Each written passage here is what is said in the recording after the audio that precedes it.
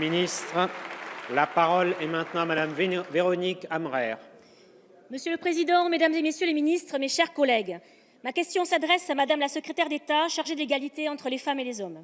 Madame la ministre, à l'occasion de la Journée internationale pour l'élimination de la violence à l'égard des femmes, le Président de la République a prononcé samedi dernier un discours qui fera date. On savait que l'égalité femmes-hommes était la grande cause du quinquennat. On a désormais la preuve que tout le gouvernement est mobilisé pour mener une politique ambitieuse, transversale et efficace.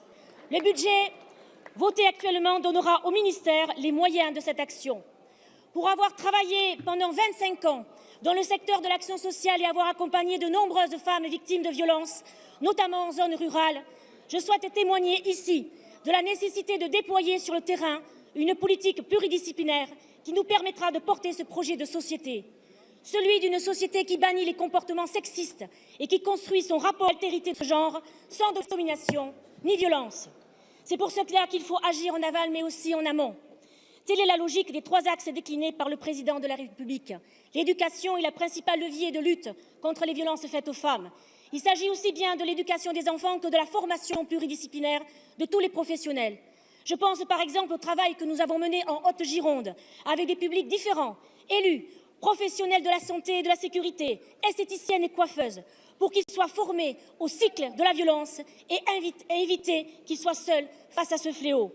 L'accompagnement des victimes, second pilier du plan d'action, doit se traduire par une prise en charge immédiate. Je tiens d'ailleurs à saluer le travail exceptionnel que réalisent chaque jour les professionnels de santé, les travailleurs sociaux, les policiers et les gendarmes, et en particulier les intervenants sociaux en gendarmerie, véritables pivots entre la justice et les forces de l'ordre.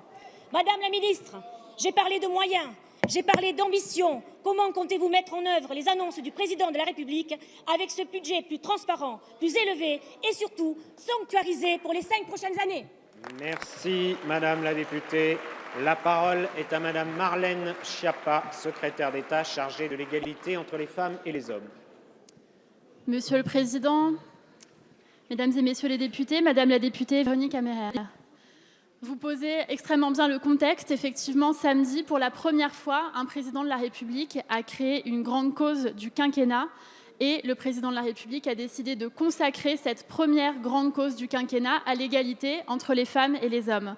Pour la première fois, un 25 novembre, journée pour l'élimination des violences envers les femmes, s'est tenue depuis l'Élysée.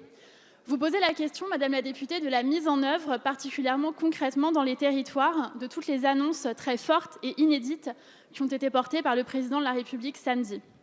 C'est une très bonne question et c'est ce qui anime la grosse quinzaine des ministères du gouvernement d'Édouard Philippe, notamment pour travailler en interministérialité, et la présence de plusieurs ministres ce jour-là, le 25 novembre, à l'Élysée, en était une preuve, de la même manière que la présence d'autres ministres la veille, le 24 novembre, pour la remise des trophées ONU Femmes internationaux qui se sont tenus dans mon secrétariat d'État.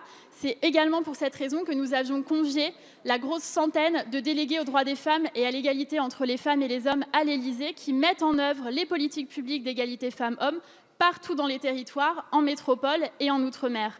C'est également pour cette raison que nous faisons un tour de France de l'égalité entre les femmes et les hommes qui nous permet de faire remonter les bonnes pratiques de tous les territoires. Vous avez cité la Gironde, je voudrais citer également Angoulême, qui a un protocole de coopération entre les travailleurs sociaux, les urgentistes, la justice, la police, qui nous a grandement inspirés pour mettre en œuvre notre protocole national annoncé par le président de la République. Je vous remercie.